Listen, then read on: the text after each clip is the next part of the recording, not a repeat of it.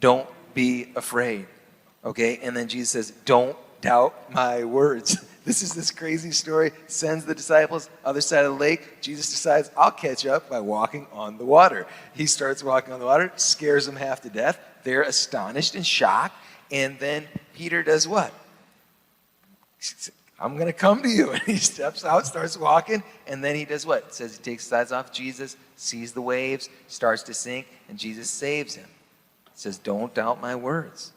Don't doubt my words. Wow, interesting. And so the question is, how, is there ever a time in your life where you believe that God had called you on mission with him, giving you his power and authority accomplishment, but then you started to what? Doubt his words, and then having to get those, really solidified back in your life. Yeah.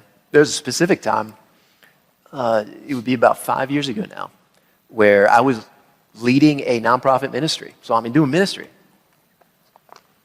In this place where we're doing stuff around the country and teaching, we were producing this film at the time. And all this, externally it looks like real significance and, impact, and you're having influence. And we came to the end of the year, and I just tanked. I went through a mini depression. I literally couldn't get out of bed for 3 days. And it was a depressing of my entire psychological and spiritual state. And a lot of it had to do not with so much of where my mind was, but I was just depleted. If you've ever been in a place where you're just so depleted emotionally and physically, I had a lot of travel, a lot of speaking, fundraising. It's hard to lead any nonprofit entity. Pray for your pastors. It's hard. You got to manage budgets. You got to care for the flock. You got to be spiritually attuned. It's demanding. And I hit a wall, and I literally couldn't get out of bed for 3 days. Nothing like that had ever happened to me before. And thankfully, I rested, and I was able to get back up. And about a week after that, I was in a place where I was with some other leaders who were also executive leaders of organizations. And one guy said, hey, how you doing, man? And normally I would say, I'm doing great, bro. Things are good. And I looked at him, I said, I'm really struggling. I got nothing left. I couldn't get out of bed last week. It's bad. And my mind's going some bad places. And he looked at me and he said, you too? We're not used to that answer. But what happened is, he's like, oh, I'm not alone. That's what he felt. He's like, not only do I feel you, I all of a sudden feel freedom. Because I couldn't tell anybody else that. No one was giving me the peace to do it. And that's what we see Jesus doing here. And what's Luke's making the point. What does he respond to in all these places? On the choppiness of life, all the ups and downs, the constant danger of, I'm just, it's going to swallow me up. I can't fight these seas anymore.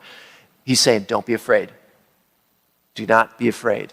Be strong and of good courage. Don't be afraid. And that's the thing. A lot of us, guys, some of you guys might even think this, the Bible, you got to work at getting into the Word of God. It's, some of us are readers, some of us aren't.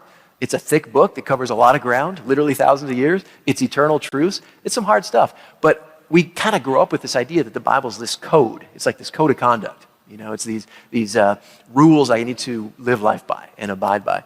And it's not the case. It's a bunch of stories about real people. And the most contiguous thread through the whole Bible is not, don't do this, don't do that. Don't lust, don't have illicit sex, don't lie, don't be a bad person. That's not it. You see that in a few cases because those are good ethics to live by. Your life won't go off the rails if we can kind of at least hold each other to that account. There's one thing that goes all the way from beginning to end of the Bible. Don't be afraid. Don't be afraid. Literally, dozens and dozens and dozens of times. Don't be afraid. Be strong and of good courage. Be courageous. I'm with you. Don't be afraid. Don't be afraid. This is Jesus right here. All the way through, just remind, don't be afraid. Don't be afraid. I'm showing you. Don't be afraid. Do not be afraid. Fear is not of life. Fear is of the evil one. Fear is, we're fearing things that aren't real. Just like when I'm lusting, what I'm doing is I'm looking for something that's not real to fill the void. When I'm afraid, I'm not actually feeling that danger. I'm afraid of what will happen. And guess what? A lot of things we're afraid of won't happen. That's why he says don't be afraid, because someone else right now is looking at you and needs you to be strong. And by the way, when you can't be strong, I'm here to give you strength. And I'm going to speak words of life to you. But that's the theme. It's just don't be afraid. And how many times are we afraid throughout a day? We're afraid of what someone's going to think. We're afraid of how someone's going to respond. We're afraid of how our customer's going to react. We're afraid of how our boss is going to react. We're afraid if we're honest, will our marriage survive? He's calling us to be sons who are whole, who tell the truth, and in that we find strength.